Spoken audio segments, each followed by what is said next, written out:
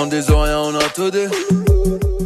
Yes Massive, c'est Spectre qui est FBB. On est en live de Guadeloupe au Debs Music Studio, comme vous pouvez le voir. Pour le son, Sahel, Warped, Tonton en exclusivité. On va interviewer tous les acteurs du Debs Music Studio. Let's go. Celui qui ouvre une porte d'école, ferme une prison. Des projets, j'en avais des tonnes, jusqu'à ce que le 357 détonne. Aujourd'hui, on est au Debs Music Studio avec l'icône, la légende, Sahel, qui arrive en retard. Pour la petite histoire, je me suis levé à 5 h du matin. On m'a dit, ouais, tu dois un avion à prendre, Sahel, c'est la machin. Donc je suis là dans l'avion, je cherche Sahel, pas de Sahel, qu'est-ce qui s'est passé? Alors frère, déjà j'étais en presta hier soir. J'ai dû mettre mon réveil à 6h30. Ah, il était déjà trop tard là. Toi, je me suis endormi. Oh, il était déjà trop tard là, 6h30 t'as dit. 6h moins le quart, je me réveille. Ouais. J'essaie de partir, embouteillage mon frère. Ok, la maladie de la Martinique. Mais de toute façon, tu as fini par arriver, c'est le plus important. Voilà, donc exactement. tu es à Debs Music Studio, c'est ici que tu as enregistré le feat avec Warped? Pas le feat avec Warped. J'ai fait ma partie en Martinique. Okay. Lui, il a fait sa partie ici. Et c'est Mr. Frankie qui a fait l'instru. Voilà, Rota fait l'instru. Est-ce que tu peux nous parler de l'histoire de ce morceau? Comment s'est fait la connexion, la collaboration avec Warped? Alors tout d'abord, il y a peut-être 2 ou 3 ans, j'écoutais les sons de Warped, j'ai dit bon, j'aurais bien aimé faire un feat avec lui. Et ou TKMG, parce que c'est la même vibe. C'est la même vibe, c'est deux potes. Yeah, man. TKMG était passé au studio, bon ça s'est pas fait. Et puis dans la même période où j'ai eu cette idée, Warped il me demande un feat. Ok. Ouais, au fait.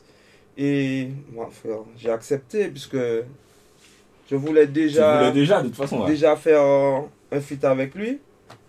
Et c'est lui qui a ramené le thème. Ok. Faut savoir que des fois, quand je fais des feats, souvent on me demande de faire les refrains ou de ramener le thème. Mais il est bien aussi que, puisque bon, je suis plus âgé que lui, et si je voulais avoir une nouvelle façon de voir les choses, c'est mieux que ce soit lui qui ramène le thème, puisque bon, voilà quoi. Et puis monsieur m'a dit, ouais, il aurait bien aimé faire un son pour ses neveux. Ok. Et pour moi, c'était quelque chose de nouveau, quoi. Parce que tout le monde fait un son pour sa maman, ses enfants, sa femme. C'est vrai, c'est vrai. Je dis, tiens, Tonton, c'est pas mal. Tonton, ouais, pour ses neveux. Et puis, il m'a donné son idée, voilà. Et puis, c'est parti comme ça. Ok, d'accord. Et du coup, c'est un message. Ben, tu as toujours été un artiste à message. C'est un message un peu pour la jeunesse, entre guillemets. Tu as souvent fait des messages comme ça. Ça m'a rappelé un petit peu Criminel. Exactement. Ça m'a un petit peu rappelé cette vibe-là. Est-ce que ce genre de message-là est important pour toi? Oui, pour moi, il y a toutes sortes de messages. Tu as des artistes qui vont te faire des chansons festives, lovers, il y en a, c'est plus Batman. Mais pour équilibrer les choses, faut que y ait aussi des petits messages sans être donneur de leçons, bien sûr. Montrer que bon, la vie est assez comme ça, on fait des bêtises, mais voilà, il y a des choses qui sont importantes, notamment la famille, quoi. Ouais, non, clairement. Dans cette chanson-là, c'est ce qu'on essaie de dire. Donc, voilà. Et il y a une partie du son où tu parles un peu de « à mon époque, c'était un peu comme ça ». Exactement. Est-ce que tu as l'impression que c'est pire aujourd'hui qu'avant? C'est pas pire, mais ça va plus vite. C'est-à-dire avant, quand il y avait une guerre, c'est 2 coups de choc. Après, c'est passé au coup de couteau. Maintenant, c'est direct coup de fusil, quoi. Ok. Tout le monde est... On le voit dans les médias, on le voit dans les réseaux, on le voit dans la rue. Plein de jeunes sont armés et ça va très vite. Ouais, c'est clair. Ouais. Avant, bon, le nous en la rue, peut-être des boucs ni fusil. S'il y avait une guerre, tu vois un gars sortir un fusil, tout le monde court. Mais maintenant, si un gars sort un fusil, tous les autres sortent leur fusil aussi. Sur leur fusil. Et voilà, on déplore beaucoup de de morts comme ça, ouais. par balle, même accidentellement, même Mhm. monde qui les séparé combat, voilà. Balle Donc, perdue, des trucs, balles quoi. perdues dans des soirées. Donc, il est important pour nous, de temps en temps, d'essayer de conscientiser les gens. Mais c'est intéressant ce que tu dis parce que souvent on parle des. Alors il y a des gens qui disent oui, la musique, il y a des mauvais messages, slackness, badness, etc. Et que ça a un effet sur la population. Est-ce que selon toi, les musiques conscientes ont aussi un effet sur la population du coup? Oui, Mhm. tout à fait. Quand je me mets à... Je suis un artiste, mais je fais partie aussi du public. Ouais, Quand j'écoute un Lovers ou bien un reggae, ouais. je regarde l'effet que ça me fait. Je me dis, tiens, si ça me fait cet effet, de faire un style de musique et d'essayer de séduire tel ou tel public, ça va lui faire le même effet. Ok. Par exemple, quand je chante un Lovers, je vois comment les filles sont devant nous sur scène. Ouais, Quand fait mes yéyos, les machins. Tu vois, ouais. un Batman, quoi dit, ouais, tu vois. Ouais, ouais. Et effectivement, je discutais avec un frère en Guadeloupe, le frère d'Admiralty. Mhm. Il s'est dit, parce qu'on avait à peu près la même discussion. Il m'a dit, Sahel, une idée beaucoup qui douce, il a envie d'entendre des sons qui douces, mais une idée beaucoup qui raide. Ouais. Alors, c'est raide, c'est comme ça qu'ils sont, puisque il y a toutes sortes de gens. Mhm. Donc, ils veulent entendre des sons qui sont raides, quoi. C'est clair, ouais. J'ai dit, ah ouais, j'avais jamais Vu ça comme ça. vu ouais. ça comme ça. L'autre jour, je discutais avec un frère, il m'a dit, lui, il aime les sons qui sont soft. Oui, non, c'est clair. Il y a... Il aime les sons qui light. Parce que moi, je disais, j'aime pas trop quand c'est light. J'aime Mhm. des sons qui ont de la profondeur, qui ont un message. Dis-moi, moi, j'aime bien quand c'est light. Non, c'est clair, il y a des gens qui veulent écouter Ayana Nakamura, il y a des gens qui Voilà. veulent écouter Kerry James, quoi. C'est. Et l'idée book, frère, c'est fait pompe, c'est gourmet. T'imagines un boxeur comme Mac Tyson, il se doit coûter. Ou pas. Ouais, ça Peut-être se qu'il trouve, le écoute du gars, il écoute Mozart. vraiment des sons. Et toi, est-ce que tu pourrais. Bon, je suppose qu'il y en a plusieurs, mais est-ce que tu pourrais citer un son qui a un effet sur toi? Un son, quand tu écoutes ce son-là, soit tu es pisse, ou bien soit tu es déter pour aller brûler Babylone, je sais pas. Quand j'écoute un Lucky Dub, Et toi, t'aimes beaucoup Lucky Dube, ah toi. oui, Ouais, House of Exile, ça va mettre mon. Ben Garnet Silk. Kingly Character, c'est Il y a une photo de lui mon dans le hymne clip, non? national, Il oui. y a une photo de lui dans le clip, ouais. Quand j'écoute Garnet, frère, maman, mon kawaii, laissez là, si. Ferme tes yeux, tu vois. Bah déjà, c'est toi qui as fait la prod, parle-nous un peu de ce morceau-là. Ouais, bah écoute, c'est un morceau qui Warped avait été intervenu auprès de Sahel pour ce morceau, Ok. et il était un petit peu en stand-by, donc ils m'ont demandé de retravailler la musique, donc j'ai retravaillé la musique, j'ai essayé de vraiment faire quelque chose qui colle aux paroles. Mhm. Et voilà, une fois que la musique avait été refaite, bah, le morceau a pris une autre dimension. Et on a restructuré un petit peu. Et voilà, ça a donné le titre Tonton qu'on entend aujourd'hui. Mhm. Et franchement, c'est une combinaison. Je l'ai mis sur les réseaux, mais enfin voilà, c'est un des morceaux, encore une fois, où je suis super fier de Mhm. l'avoir fait. Sahel, Martinique, Warped, Guadeloupe. Guadeloupe, ouais. Deux univers qui se ressemblent. Beau message Et, en plus. Voilà, beau message, super clip avec Rico qui a fait le boulot, MS Film, enfin pour le clip. Vraiment, on est sur un titre qui, j'espère, va rester longtemps. Mhm. Parce que, enfin voilà, pour moi, c'est un tube. Hein. Pour moi, Ouais, c'est un pour hit. moi. Encore un hit pour toi. Et est-ce que tu as pu écouter du coup le morceau Tonton de Sahel et Warped déjà? Oui, bien sûr, ils l'ont travaillé ici. Mhm. Il est long. Et ouais, qu'est-ce que tu penses de ce genre de morceau à message, ce genre de connexion? Qu'est-ce que tu en penses? Bon, déjà, issu de la scène dancehall, reggae dancehall, moi, c'est mon domaine, c'est mon kiff, c'est mon dada. Et je trouve que c'est vraiment important, déjà, pour le reggae music, Mhm. pour le peuple. Ouais, parce que on a quand même beaucoup de sons qui racontent pas grand-chose, tu vois. Mhm. Et là, en plus, le message est positif. Deux grands artistes, Sahel, Warped, Mhm. c'est que du positif, hein, pour moi, c'est que du positif. Parle-nous un peu de ce morceau qui a un message fort avec deux artistes forts des Îles Sœurs. Oui, c'est vrai. Bon, moi j'ai beaucoup aimé ce titre. Et je pense que c'est un titre d'actualité. Je pense que c'est un titre qui mérite d'être développé, qui mérite d'être connu. Warped, c'est un artiste extraordinaire. Sahel, c'est un artiste extraordinaire aussi. Et j'ai trouvé que le featuring était logique. C'est deux artistes qui viennent du reggae music. Ils ont de bonnes vibes et ils ont de beaux messages à faire passer aussi. Donc, quand on m'a proposé le projet, quand j'ai écouté, j'ai suivi tout de suite. Parce qu'avant de pouvoir travailler avec Sahel, j'étais un fan. Dès ses débuts, j'écoutais tous ses titres. Et je travaille avec Warped aussi depuis quelques années maintenant. Et j'étais fan de lui aussi avant de travailler avec lui. Donc c'est un côté aussi qui est important pour moi. Je ne suis pas un producteur ou un businessman. Je ne suis pas dans la musique pour faire de l'argent. Je suis là, c'est pour faire des beaux projets, des bons projets. Et si ça rapporte et si j'arrive à gagner de l'argent avec, je serai très content. Mais c'est très important pour moi de pouvoir proposer de la bonne musique. Et peu importe le style, hein. C'est pas forcément dans le style conscient que Warped et Sahel ont fait actuellement. J'ai produit toutes sortes de styles, des ego trips, des sons un peu slackness, mais toujours dans un souci de qualité. Mais en tout cas, ce titre-là, je pense qu'il a vraiment toute sa place aujourd'hui. Et j'espère que tout le monde pourra bien l'écouter, bien l'apprécier et comprendre ce qu'il y a à comprendre.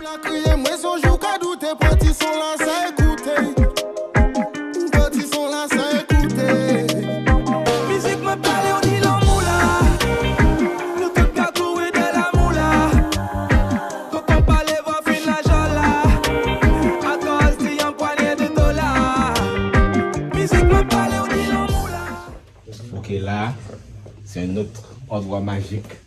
C'est la cabine. Vous avez vu la taille de la cabine là. Vous pouvez juste faire un concert dans la cabine là même. Donc, vous avez sûrement vu déjà beaucoup d'artistes faire ça dans l'Oxymoridium.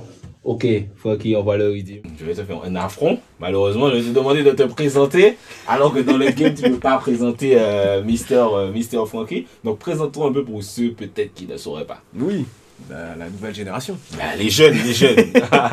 Non, voilà, moi je suis Mister Franky, donc compositeur, ingénieur du son, claviériste aussi. Et voilà, ça fait maintenant près de 25 ans que je suis dans la musique, dans les studios, à l'enregistrement. Et pas n'importe quel enregistrement, mixage. T'as vraiment fait des trucs légendaires. Donc déjà, est-ce que tu peux me dire ton premier gros truc dans ton premier gros impact dans la musique, ça a été quoi? Bah écoute, un petit peu avant les années 2000, on a fait un studio avec Captain Nico. À qui on envoie un big up? On avait notre production Killa. Et notre premier gros projet, ça a été Killa Session. Donc Killa Session, on a réuni des artistes Martinique, Guadeloupe. On les a mis sur une compile sur laquelle j'avais fait les redeems. C'était l'époque du R2D2, ça? Voilà. R2D2 avec Pull Up, Typical Fefe. Gros classique. Mario Saltivoni, il y avait Papa Tank. Il y avait Saïk aussi déjà dessus. Non, il n'y avait pas Saïk. Saïk, il est venu après sur le 2. Il est venu après, c'est ça. Donc voilà, Killa Session 1, ça a été notre gros projet. Et puis il s'avère qu'à la fin de ce projet-là, j'avais osé mettre des redeems à la fin. Tu vois, les redeems de la compile. Ce qui fait que derrière ça, il y a eu une espèce d'émulation et ça a été vraiment notre premier gros truc, quoi. Killa Session. Et après, du coup, donc c'est après que vous avez fait le 2 ou bien vous êtes tout de suite... Après, on a fait More Vibes, on a fait une deuxième compile, où là, il y avait un gros tube avec Admiralty et Little Espion. Marina Celo, frère Moudi, là, qu'il est là depuis, frère, laisse-le, vas-y.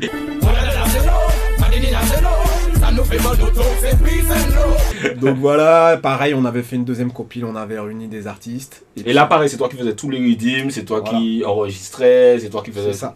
Donc enregistrement, mixage, compo. Ouais. Et puis, à côté de ça, on avait le studio, donc on enregistrait des compiles. On enregistrait par exemple des titres pour Savage, où il y avait le redeem de Lasquez. On a enregistré, on a enregistré plein de trucs.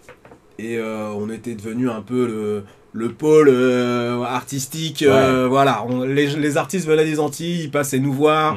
Donc ça nous donnait l'occasion de rencontrer des nouvelles personnes. Et puis voilà, on était... c'était vraiment la bonne époque du Mais dancehall. vraiment une grosse époque. Et du coup, vous avez fait toutes ces compiles-là qui avaient énormément de succès. Mhm. Est-ce que c'est à ce moment-là que vous vous dites, ok, on va essayer de produire des artistes, des albums, etc. Exactement, ben voilà, t'as tout suivi. C'est-à-dire qu'après les compiles, on s'est dit, bon ben, il nous faut notre poulain, il nous Ouais, faut notre ouais. artiste, il faut qu'on développe, quelqu'un. Et du coup, ben, Nico est parti avec sa casquette, il est venu aux Antilles, et puis il va en son système, et il voit Chris en train de défoncer. Donc quand il voit Chris, il est déjà en train de chercher un artiste à produire, Oui. en fait. Ok, d'accord. Il était déjà en train de chercher un artiste. Et on avait déjà entendu parler de certaines personnes, tu vois. Donc le mieux c'est d'aller voir. Hein. Donc enfin voilà, il me dit mais Francky, Chris il fait des trucs de ouf ici. Parce que moi j'étais toujours au studio en train de en train de bosser et il le voit en train d'assurer sur scène. Donc il prend le contact et tout, il lui demande si ça l'intéresse de me rencontrer, de voir où est-ce qu'on fait et tout. Donc bah voilà, Chris à l'époque faisait ses études, donc c'était pas évident. C'est Et clair, puis de fil en aiguille, bah voilà, on s'est rencontrés, on a commencé à bosser ensemble et ça a été une alchimie artistique. Et puis les classiques qui sont tombés comme la pluie, et quoi. ça a enchaîné, on a enchaîné les hits sur hits. Et donc du coup, vous avez le gros succès de Limé Mike là de Chris, le C'est maxi, ensuite ici, etc. Voilà, Mhm. le parcours énorme de Chris. Vous le suivez pendant quand même Oui. plusieurs années quand même. Oui, oui. Et est-ce qu'après, vous faites Mighty Killa aussi? Mighty Killa. Comment vous commencez à taffer avec Mighty Killa? Mighty Killa, ça s'est fait comment bah, on le voyait souvent, il venait intervenir aussi sur nos projets. Et puis, Ouais, il était sur le Axia par exemple, je sais pas c'est si ça. c'est vous qui avez enregistré ça. C'est pareil, c'est nous qui. Enfin, Ok. on enregistrait pas mal de morceaux. Meki Tapen à l'époque ne faisait pas tout au studio, Ouais. mais on se voyait souvent. Ok. Et voilà, Mighty Killa, on s'entendait très bien. Il y Mhm. avait une forte entente. Et puis, pareil, on s'entendait bien artistiquement. Mhm. Donc, on a commencé à bosser de la même manière. Comme on bossait avec Chris, on bossait aussi avec Mighty. On développait aussi d'autres artistes avec qui on a collaboré au départ. Et puis au final, les projets n'ont pas forcément suivi. Mais voilà, à cette époque-là, il y avait X-Man, il y avait Lorenz, il y avait beaucoup d'artistes qui gravitaient autour de nous, avec qui on s'entendait bien. Mhm. Et puis les projets émergeaient tant qu'on pouvait aussi, parce que c'était pas évident de toujours gérer en autoprod. C'est clair. Mais en tout cas, on a réussi à faire pas mal de belles choses. Oui, non, vous avez fait quand même de big trucs. Aujourd'hui, tu es, on va dire, l'ingé du studio Henri Debs-Fils. C'est ça, Ouais, c'est c'est un ça. peu ça ta fonction. Comment tu passes tu as commencé en quelle année? 98. Donc, et tu as commencé ici en quelle année? 2011. 2011. Ouais. La période entre donc Killa, etc. Mhm. et ton arrivée ici, qu'est-ce que tu fais entre les deux? Est-ce que tu es en indépendant, beatmaker indépendant, ingé indépendant? Qu'est-ce Mhm. que tu fais entre les deux? Bah, le travail de beatmaking, je l'ai jamais arrêté. Donc, Ok. j'ai toujours composé pour tout le monde. Quand Ouais. bien même à l'époque j'avais mon label, je composais quand bien même pour Admiral, pour d'autres artistes. Mhm. Et puis quand on a fermé notre label, moi j'ai continué à composer pour tout le monde, Mhm. à mixer des projets. Je le faisais sous mon propre nom. Et puis après j'ai voulu m'installer aux Antilles, donc je suis venu en Guadeloupe. Il y avait un vivier, donc voilà, je me suis installé ici et j'avais besoin d'un endroit pour bosser. Ok, t'avais pas ton studio Non, à toi. Ouais. j'avais un petit studio chez moi, Ouais. mais bon, pour record, etc., c'est mieux d'être dans Oui, un c'est clair, c'est studio. mieux d'être ici. Ouais. C'est mieux d'être dans un studio, et comme je m'entendais déjà bien avec Rico, Ok. donc je lui ai demandé si je pouvais, venir. Comment la connexion s'est faite entre vous de base? Alors Rico, il y a de ça des années, c'est lui qui avait distribué Killa Session Ok. en Guadeloupe et d'autres projets à nous. Donc voilà, j'avais déjà son contact. Donc on s'est revus et tout, et puis ça s'est fait assez rapidement. Il m'a dit, il n'y a pas de problème Francky, il y a de la place. Donc à cette époque-là, il y avait toujours Henri Debs qui travaillait dans le studio qui était ici. Donc moi j'allais au fond, Mhm. j'avais fait un petit espace de travail, et puis voilà, je faisais mes prises, je faisais mes petits mix, et puis voilà, du coup les artistes avec qui je travaillais là-bas sont venus ici. Mhm. On a commencé à travailler ensemble. Il y a eu Dali aussi, qui à l'époque faisait son album, qui m'a aussi bien introduit ici. Ok. Donc ça s'est fait assez facilement. Mhm. Et puis on s'entend très bien avec Rico. Hein. Donc, Et quel est ton rôle du coup au studio pour les gens qui ne savent pas exactement qu'est-ce que j'ai fait, Mhm. qu'est-ce que tu fais, toi qui as en plus plusieurs casquettes? Ouais, donc au studio, Mhm. techniquement, donc je m'occupe des enregistrements, donc que ce soit pour de la voix, pour des podcasts, pour tout ce que tu veux, je fais du record. Ça peut être des instruments, donc guitare, batterie, toutes sortes de musique live. Je fais du mixage, donc je mixe des albums, je mixe toutes sortes de projets. Ça peut être de l'habillage de vidéos, ça peut être des publicités. Ok. Donc voilà, je fais ça. Je fais aussi du mastering, donc je masterise les titres, je les mets au niveau. Et puis à côté de ça, j'ai toujours ma casquette de compositeur, beatmaker, donc je fais de l'habillage de documentaires, je fais des génériques. Ok. Et puis voilà, et puis les albums évidemment, je fais des titres, que ce soit pour la production ou pour des projets extérieurs. Donc voilà, vous avez le des top compositeurs, en tout cas, musique urbaine. Vraiment, je pense que tu es l'un des incontournables. Et c'est bien que du coup, tu taffes au pays, donc les artistes du pays peuvent profiter de ça. Si je devais te demander, là, je vais te demander de choisir parmi tes enfants, tu sais le truc, genre 3 ou 5, je sais pas, les trucs dont tu te dis, ah ouais, c'est moi qui ai fait ça. Quand tu les entends, tu te dis, depuis 20 ans, ah ouais, c'est moi qui ai fait ça. Que ça peut être album, ça peut être single, ça peut être, ou bien même, tu m'as dit, tu parles de documentaire, de trucs, peut-être que tu as fait des trucs, ou quand tu les écoutes, tu te dis, ah, c'est moi qui ai fait ça. En fait, il s'est passé un truc important, c'est que moi, j'ai beaucoup travaillé en studio sans vraiment me rendre compte de l'impact. Ouais. C'est important de le signaler parce qu'en plus, j'étais dans l'Hexagone. Et ça avait un impact en Hexagone, mais je suis quelqu'un de très studio, je sors pas trop en réalité. Ouais. Et quand je suis arrivé ici, j'ai vu les choses différemment, j'ai vu l'impact du travail qu'on avait fait. Ouais. Je l'ai vu ici, tu vois. Donc quand j'entends encore les sons comme Pull Up, le R2D2, et je vois les gens s'amusent toujours sur ces sons-là que j'ai fait il y a, il y a 20 ans. Ouais. Donc franchement, ça me fait chaud au cœur, ça me fait quelque chose. Et voilà, c'est le genre de titre, je suis super fier de les avoir faits. Les morceaux de Chris comme Booty Shake que j'ai fait avec Trax et Blastar. Je me souviens encore de l'époque où on faisait le son. Quand j'entends ces sons-là, ça me fait super chaud au cœur. Là, on en parlait tout à l'heure, mais qu'a fait ça de Fockley. Voilà, c'est des morceaux où quand ils arrivent, quand on les entend sonner, les gens s'amusent toujours dessus. C'est pas juste ça passe comme ça. Et parfois même, c'est des petites séquences qui réveillent un peu la soirée. Donc moi, ça me fait toujours plaisir. Voilà, ça me fait toujours chaud au cœur. Et je pense que ouais, c'est les titres. Je suis super fier. Super fier. Et quel projet vous avez peut-être fait ici, au studio, dans ces dernières années où tu trouves vraiment que c'était du lourd, quoi? Bah écoute, il y a l'album de Psych. Il y a un album de Psych. Hein? Tu parles de Magma? Non, celui d'avant. Et Second Souffle. Voilà, Second Souffle, c'est bien. Ah non, mais moi, quand je fais que c'est pas sur moi, je sais. En fait, cet album-là, on l'a mixé avec Henri Depps, qui était de son vivant. Okay. Donc en fait, il était encore là. Et du coup, ça a une valeur différente parce que je trouvais l'album super efficace. Super bon, bien mixé, lourd et tout. Et cet album-là, il a marqué un peu... ça a marqué mon parcours. Okay. Parce que c'était vraiment le moment où voilà, je m'installais en Guadeloupe et je découvre un peu l'univers analogique parce que moi j'ai toujours été en mode studio, home studio plus, on va dire. Home studio plus, on avait notre local, on avait tout à Paris.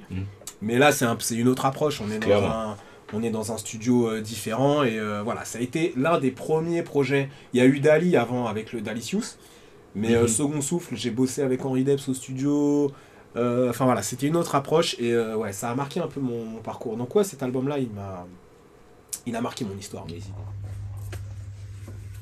On est toujours du coup au Debs Music Studio et on est devant un morceau qui peut être vu comme classique, en tout cas qui a vraiment été un très très gros hit. C'est Warped Mel. On voit de très très bons artistes. Encore une fois, produit par Mr. Funky, parce que c'est lui qui produit tous les hits. Parle-nous de cette collaboration de ces deux artistes. Comment le morceau s'est fait? Bah écoute, là j'avais une instru. Enfin, ils étaient tous les deux au studio sans vraiment savoir ce qu'ils avaient envie de faire. Ok. Ils savaient qu'ils voulaient faire un morceau ensemble. Et voilà, donc on a fait le tour des instrus que j'avais en stock. Et il s'avère que j'avais fait une instru, mais franchement, il y a belle lurette. Donc ils ont entendu le truc, ils se sont dit ah pourquoi pas ce son là. Donc si tu veux j'ai dû le réactualiser, le remettre au goût du jour, lui donner des petites sonorités qui peuvent s'entendre aujourd'hui. Donc bah voilà, je suis retourné dans la prog, j'ai travaillé avec le Haut Studio et de là a commencé à naître le morceau Gonfoie. Donc Mel s'est assise, elle a écrit avec Warped, ils ont commencé à s'ambiancer dans le studio et voilà, c'est devenu tu vois, c'est un zouk, il est un peu atypique. Il est pas comme tous les zouks et pourtant il rentre dans le registre. Donc on est dans un zouk urbain, rap, on sait pas trop et enfin voilà, l'idée c'est de continuer à faire des morceaux un peu comme ça, de continuer à faire des zouks urbains, des zouks rap, mélanger un peu les influences, sans que ce soit du Aya Nakamura ou sans que ce soit du, enfin voilà, du vu et déjà vu. On essaie d'apporter toujours une touche originale dans le paysage zouk. Et quand tu entends ce genre de morceaux, quand les artistes sont là, ils écrivent avec toi, tu crées le morceau avec eux, est-ce que tu te dis, allez, ça c'est un hit? Alors, moi je suis, j'ai toujours cette casquette d'artiste, cette casquette à la production. Donc des fois je me laisse influencer par les artistes, on est dans le studio, on s'ambiance, on se dit ça va être tube, ça va être tube. Et puis voilà, après on prend un peu de recul, on se dit bon, est-ce que le public va vraiment, est-ce que c'est la bonne période, est-ce que c'est... Et puis, mais souvent on se dit ouais quand même ça va cartonner et on se trompe rarement. Qui ouvre une porte d'école, ferme une prison. Mais aussi très récemment, tu as, entre guillemets, vous avez reformé Sahel & Friends pour, vous avez fait 2 dates déjà. Oui. Comment s'est passée la reformation pour la Baka et ensuite pour le concert au Palais de Tokyo? Alors, bon, Pliné Lieutenant, même si on chantait pas ensemble sur scène, chaque fois que j'avais une presta, Pliné par là, une autre presta, je rencontre Lieutenant dans le public, donc à crier yo ou pas. Donc, on est tout le temps en relation, on s'appelle. Mais pour le nouveau Sahel & Friends, bon, vu qu'il n'y avait pas Admiralty, c'est pas les mêmes friends. On a appelé Majesty. C'était un petit peu plus difficile, vu qu'elle avait un peu mis la musique de côté. Morgan, tout ça, toute l'équipe nous réussit. Séduit, Vini. C'était pas évident. Ok, mais elle a kiffé au final. Hein. Elle a kiffé. Elle a refusé une première fois.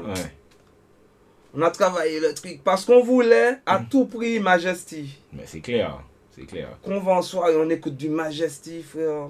En plus, elle est dans Chabiret pas maudit ton. Elle est dans le clip. Avec, Ensuite, pour moi, Majesty, c'était le plus important des Friends pour la Baka. Sans dénigrer Pliné Lieutenant. Mais Pliné Lieutenant, c'est une évidence en fait. C'est une évidence. Vous savez que ouais, c'est elle ou que ouais, Pliné puis Lieutenant. Mais bon, on n'avait pas Admiralty. Nous pas ni Kalash. C'est Majesty qui pouvait et ça a fonctionné. Ça faisait sens, c'est clair. Et en France, enfin dans l'Hexagone, c'était Strika, c'est ça? Strika et Daddy Hod. Mais il faut savoir que c'est qu'on a joué à la Baka que ça a donné. Mais d'ailleurs, c'est la Baka qui t'a contacté toi et qui t'a donné cette idée, ou bien c'est toi qui as dit ah ben si je viens, est-ce qu'on peut faire ça? Comment ça c'est arrêté, dans quel sens? Tu parles pour le show de la Baka, est-ce qu'ils t'ont contacté toi, ou bien est-ce qu'ils t'ont dit on voudrait faire Sahel & Friends? Qui est-ce qui a eu l'idée en fait de reformer Sahel & Friends? C'est l'idée part de mon manager, Morgan. Et parce que Missia, dans toute soirée, nous on n'a pas le temps en fait. Nous les artistes, déjà on a ni en l'âge. Je joue au foot, je vais à la pêche. Mais de temps en temps, il faut être au contact du public, voir comment ça se passe. Donc Morgan m'invite. Des fois dans des soirées de plus jeunes, quoi. Regarde des mounons, frère, c'est le morceau Everybody, ça écrase. Fur et à mesure, on entend les gens dire il faut refaire, plusieurs personnes nous disent ça, il faut refaire Sahel & Friends. À force d'entendre ça, on s'est dit, déjà à la Baka, ils faisaient pas d'oldies. À l'époque. C'est vrai, c'est vrai. Donc, une première fois, on devait jouer à la Baka. Bon, ça s'est pas passé. Je sais pas qu'est-ce qu'il y a eu cette année. Ils ont eu envie de faire le côté oldies. C'est vrai, on a, sur les réseaux, il y a eu une forte demande de... Alors, la génération Chata, donc 2010, tout ça. Et puis, la génération 2000, donc du coup avec vous, etc. Je pense que c'est ça. Ils ont senti la demande comme toi, en fait. Voilà, donc en interne, je sais pas comment ça s'est passé. Tout ce que je peux te dire, c'est que Money was Silent Friend à la Baka et ça a fait un. C'était beau, hein? C'était beau. Franchement, Ouais. le moment, ben tu vois, j'étais devant. Mais je t'ai vu. Ouais, parce que tu m'as mis comme j'ai les larmes aussi. Et tu vois, le moment où, mais t'en as parlé, où le courant est tombé, ou je sais pas, on a chanté a cappella. Quand tu es sur scène et tu vois vraiment des générations mélangées 20 ans après qui sont là en train de chanter.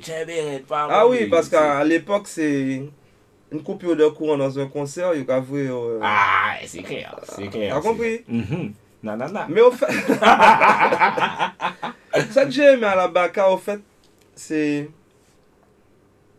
Le fait. L'idée vient de. Il faut quoi en ce que tu fais. C'est des gens qui se sont dit, pap, je big up encore Morgan. C'est dit même, Rafa, jouer la Baka. Après, il m'a dit, je te fais jouer en France. Et voilà, donc il suffit. Il aime le produit. Quand je parle du produit, c'est Silent Friend, même moi. Et voilà, comme il a accouillé en ça, mais ça se fait. Ok. Faut mettre les contacts, faut appeler qui. Là, c'est pas mon métier. Non, c'est clair. Moi, c'est arrivé sur scène, répéter. On va savoir qui monde qui fait qui ça. Mais ça a fonctionné. Ah non, mais ça a clairement fonctionné. J'ai pas trop vu pour le Palais de Tokyo, il y avait une vibe aussi. Ah, non. C'était. Déjà, c'était rempli. Les gens, il y a longtemps qu'ils nous ont pas vus. Après, ça. on sort de Covid. Nous ramener. En plus, on avait les musiciens de Martinique. Des fois, quand je joue à Paris ou ailleurs, je joue avec des musiciens de Paris. Ok. Frère, les gens pensaient que c'était des Jamaïcains. Ah ouais. Je te jure. Il y a des gens qui disent, ça elle est venu avec des Jamaïcains. Je dis, mais non, des boucs Martinique qui là. C'est qu'ils ont ressenti la couleur caribéenne, tu Non, vois. clairement, ouais. Soleil. Voilà. Et est-ce que du coup, après cette expérience-là, vous avez envie de continuer à faire des lives? Je sais plus avec qui je parlais, avec Pepsi. Pepsi Actu, Go Pepsi Actu. On parlait en live sur Instagram et on s'est dit, mais faut qu'ils refassent un projet. Faut qu'ils enregistrent des sons, oui. machin. Après, là, je suis plus sur un album. Ouais. Mais pourquoi pas? Ça m'intéresse grave de faire. Tu sais, réinviter, tu sais, Oui. Lieutenant Pline, inviter d'autres personnes, nouveaux. Majesty, mélanger la fille de Majesty. Non, vous pouvez faire Moi, plein de trucs, en fait. j'aime beaucoup les concepts. Notamment quand tu regardes le morceau Family Favela, c'est Ouais. un genre de And Friends. Ouais, c'est vrai. Crier Boug la Réunion, Guyane. Oui, j'ai toujours été dans le côté fédérateur, rassembler monde. Donc oui. Et sinon, donc du coup, tu nous as dit que tu avais un album en préparation. Est-ce que tu as un pourcentage déjà prêt? Est-ce que c'est cette année? Est-ce que c'est l'année prochaine? Depuis 2012, Depuis 2012, j'ai un album. depuis la fête du monde. Ouais. Parce que c'était en 2012, C'est en la fête 2012, du je me monde. rappelle, ouais. J'ai commencé cet album-là. Mhm. Et puis bon, voilà. Il y a des sons qu'il faut remettre au goût du jour. Ouais. J'ai une nouvelle équipe maintenant. Mhm. Voilà, c'est comme en politique. Ouais. T'es né en drapeau, né en nouvelle équipe, né en nouveau drapeau. Eh ben, la musique, c'est la même chose. J'avais un projet, Ouais. j'ai une nouvelle équipe. On va pas effacer ce qui s'est déjà fait, mais on va l'emmener autre part. On va repenser les choses, renouveler aussi, remettre au goût du jour, repasser, retravailler les instrus. Ok. Parce que j'ai pas mal de titres quand même. Quel est ton rôle justement au Dubs Music Studio, si tu devais un peu l'expliquer actuellement? Donc, moi, ce que je fais, c'est organiser. Mhm. Je ne suis pas compositeur, je ne suis pas artiste, je ne suis Ouais. pas auteur, mais j'organise tout Mhm. pour que les artistes puissent travailler dans les meilleures conditions. Ok. Est-ce que tu peux nous résumer, on va dire, la longue histoire de ce studio qui est l'un des studios les plus iconiques de Guadeloupe du coup? Ça va être compliqué, mais j'essaie de condenser un petit peu tout Ouais, ça. dans les grandes lignes, bien sûr. Ouais. Donc, mon père a fait ce studio en 1984 ici. Mhm. Et depuis, il y a eu une rénovation il y a 4 ans maintenant. Mhm. Le studio ne répondait plus aux normes. Ok. Donc on a tout refait, Mhm. tout le système électrique, d'aération aussi, les clims.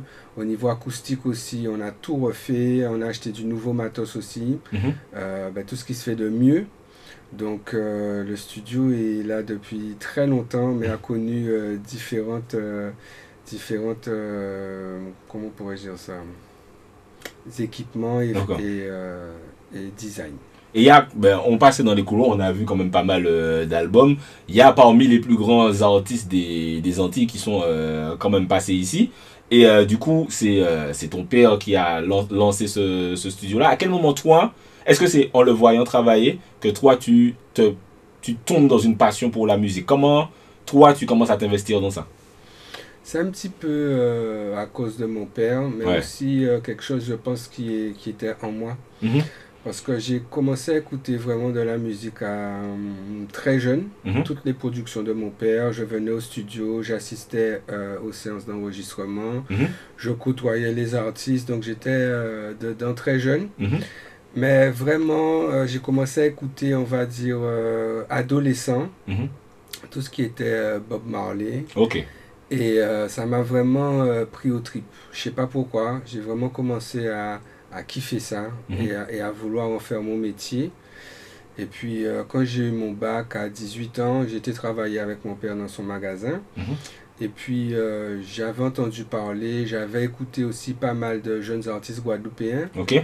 qui étaient issus des sons de système. Donc tu es allé en son système toi-même ou bien tu entendais les sons Donc j'ai été dans quelques sons de système. Mhm.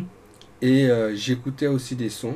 Mhm. J'écoutais aussi la radio. Mhm. À l'époque, il y avait Radio Tambour. Radio Tambour, Où ouais. tous les vendredis soirs, il y avait des freestyles avec la plupart des artistes connus aujourd'hui Sont passés. en Guadeloupe. Ouais, c'était quelque chose de fort, cette émission. Mhm. Donc, je me suis dit, bon, j'aime le reggae. Mon père est producteur de musique. Ouais. Je veux lui proposer de dénicher les nouveaux talents, Mhm. de m'en occuper, de les manager et que lui, il allait les produire. Donc, je lui ai exposé mon projet et puis bon, il a réfléchi et il m'a dit, bon, fiston, j'aime bien cette musique, mais c'est pas mon truc. Mhm. Donc, je vais t'aider, Ouais. mais j'aurais souhaité que tu lances ton propre business. Ok. Donc, c'est comme ça que j'ai commencé. Avec Rico Records du coup. Voilà, en 98 et le premier album, c'était un album de reggae dancehall d'ailleurs, avec le groupe Influence Sound. Ok, d'accord. Et du coup, est-ce que tu avais la pression?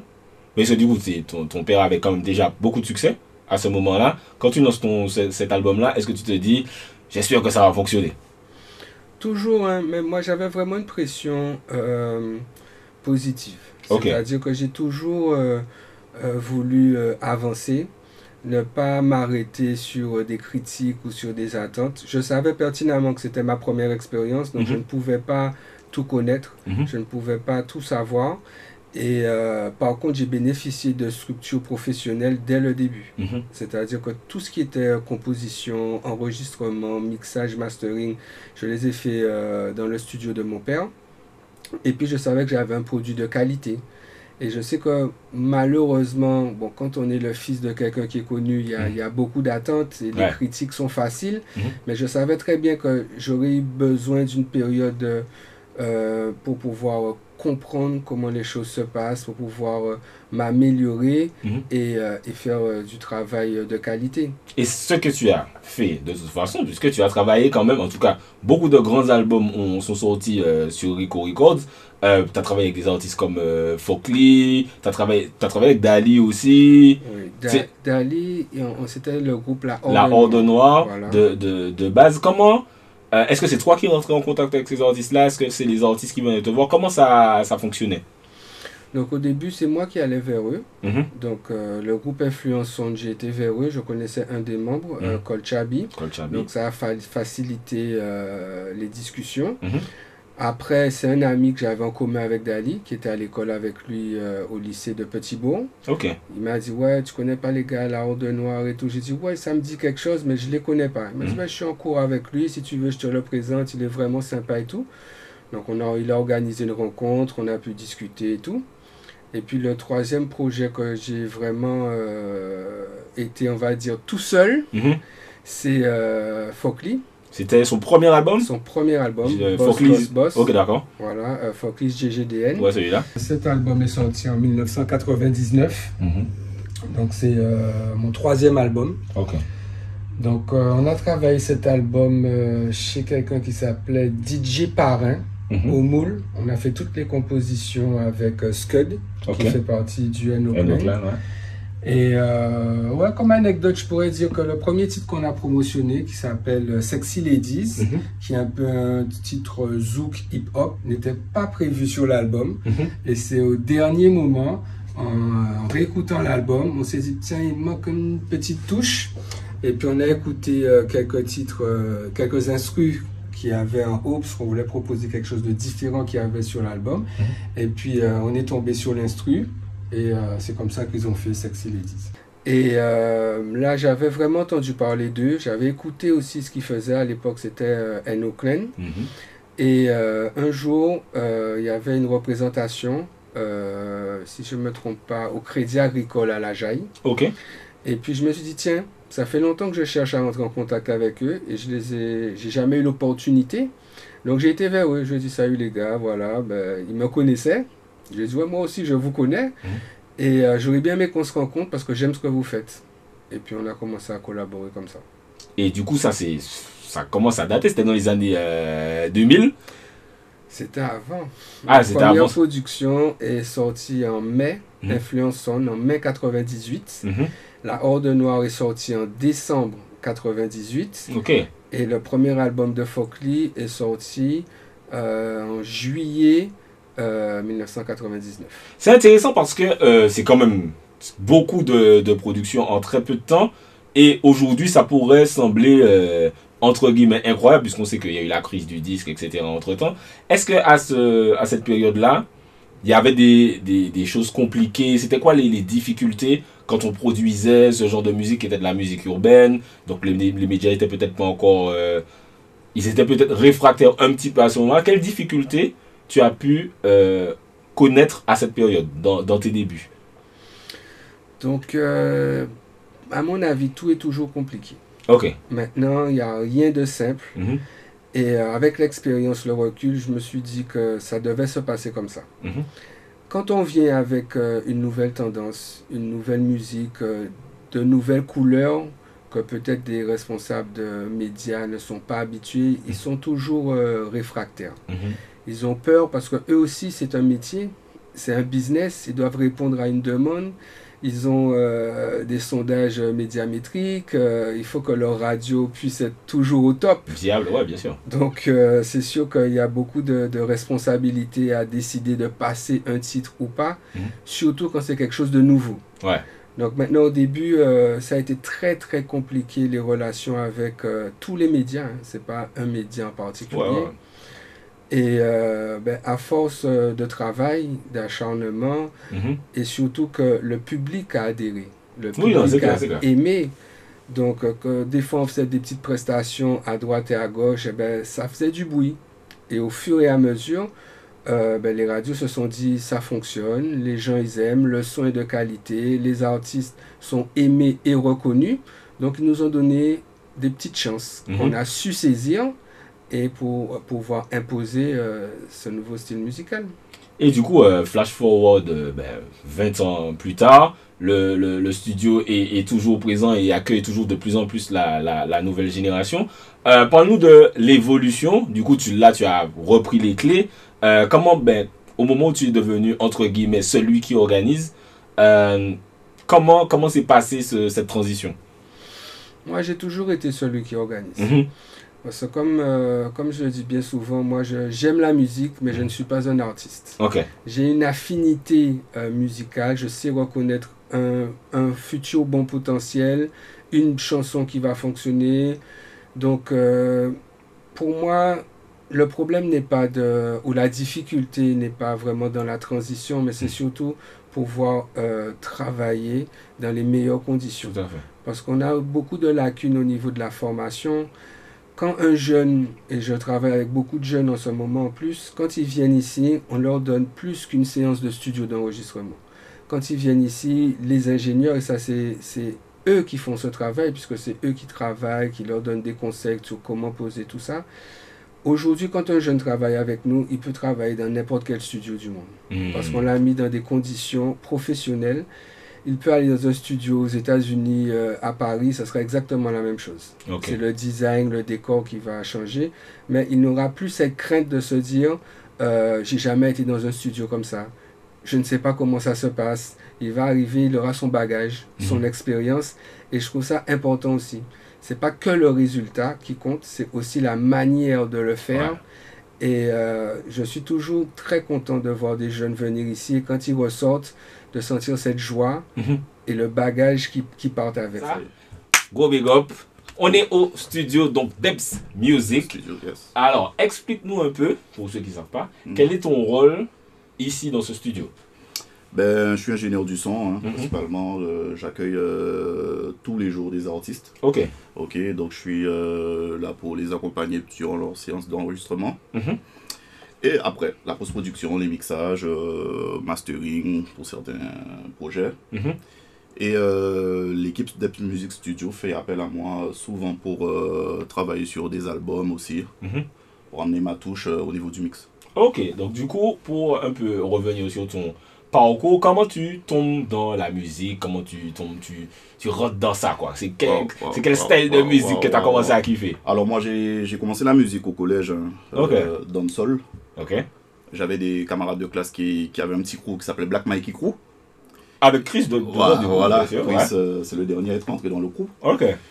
Black Mikey Crew au collège, donc je commence, je fais des beatbox pour les gars et au fur et à mesure, par curiosité, je commence à écrire des textes et je me retrouve sur les sound systems. Franchement, j'ai fait beaucoup de sound systems, notamment avec Wu-Tang Park qui étaient les plus grands de mon quartier à Cancan.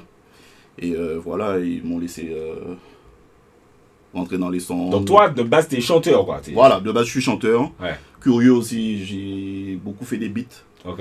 Alors, j'ai fait des beats sur des mixtapes qui ont bien fonctionné, notamment Black Mikey en 2001, Showtime 1. Ok. Où tu avais des gars comme Admiral, Psycho, tout ça. Ok. Tiwoni, cette mixtape-là, vraiment cartonné. Ok. Et donc, c'est une mixtape que j'ai composée entièrement. Ok.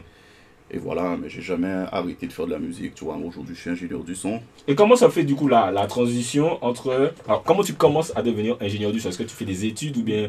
Non, pas du tout, pas du tout. Toi, En fait, je travaillais avec mes potes, je les enregistrais. Quand j'ai décidé de me mettre en retrait sur la scène, j'ai jamais arrêté d'enregistrer mes potes. Et au fur et à mesure, des morceaux ont fonctionné.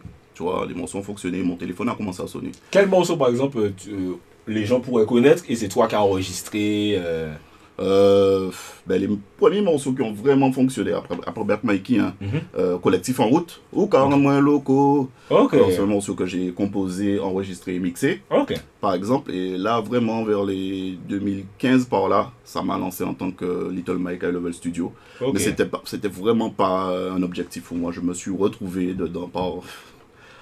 Puisque High Level Studio, c'est vraiment genre, entre guillemets, une marque qu'on entend souvent au début des sons, etc. Donc tu enregistrais, etc. Voilà. Et donc mon téléphone n'a pas arrêté de sonner jusqu'à maintenant. Voilà, ça fait à peu près depuis 2015 que je fais ça. Que tu fais ça. Et comment du coup se fait le contact avec Rico de Debs Music Studio? Mais comme je te disais tout à l'heure, ils ont fait appel à moi pour apporter ma patte, notamment sur le projet de Drexy. Qui a fait tous ses succès, ses plus grands succès en fait, avec moi, chez moi, à Grand Camp. L'album Red Life, tous les morceaux bouillons, voilà. C'est High Level Studio, voilà. Et Drexy sûrement voulait retrouver ma touche parce qu'ils ont travaillé le projet avec Frankie. Ils m'ont appelé, ils m'ont dit bon tiens Little, on aimerait bien que tu mixes l'album et tout. Donc depuis, on a collaboré. Tiens, je leur ai dit, ben les gars, est-ce qu'il n'y a pas moyen qu'on fasse vraiment une collab? Une vraie collab. Une vraie collab, et voilà, Rico, sans hésiter, m'a donné les clés du studio. Il m'a dit, tiens, vas-y, on a parlé business, et voilà.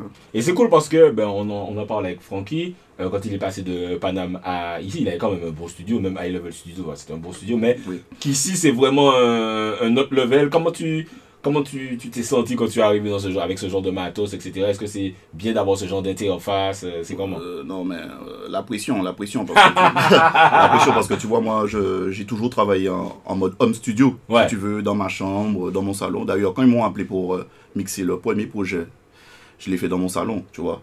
Alors qu'ils ont bossé l'album ici, dans le plus grand studio des Antilles. Tu vois, donc c'est la pression. Aujourd'hui, je passe mes journées ici. Et franchement, à chaque fois que je rentre ici, je suis impressionné. Parce que, tu vois, dans les couloirs, toute la discographie, tous les meilleurs artistes, tous les plus grands artistes antillais sont passés ici. Il y a vraiment une âme ici, il y a quelque chose, il y a une puissance ici, tu vois. C'est indescriptible, mais je suis... Tous les jours, je suis vraiment impressionné. Ok, oui. Du coup, les artistes, si vous voulez sentir l'âme, n'hésitez pas à passer. Et du coup, par exemple, c'est quoi l'un des trucs que tu as accompli dans la musique, donc que ce soit une prod, ou que ce soit un son que tu as enregistré, ou genre t'es fier, Léo Carton ça, c'est moi qui fais ça, machin, etc. Là, j'aime bien demander aux gens de choisir entre leurs enfants. Non, c'est trop dur, c'est trop dur. Tu peux en citer plusieurs. Non, en fait, franchement, c'est trop difficile. Difficile. Je risque de faire des jaloux en plus. Non, c'est trop difficile. Mais je suis content d'accompagner la plupart. En fait, je peux me retrouver avec des artistes pas connus et qui explosent d'un coup, comme, je sais pas, récemment Noelia. Personne ne la connaissait, elle m'a appelé, je la connaissais même pas. C'est toi qui as... Ouais, Aïe Papi, par exemple, et je me retrouve à travailler avec des artistes super connus. Mais fier d'accompagner, par exemple, Mathieu White sur ses projets. Des artistes comme Mata.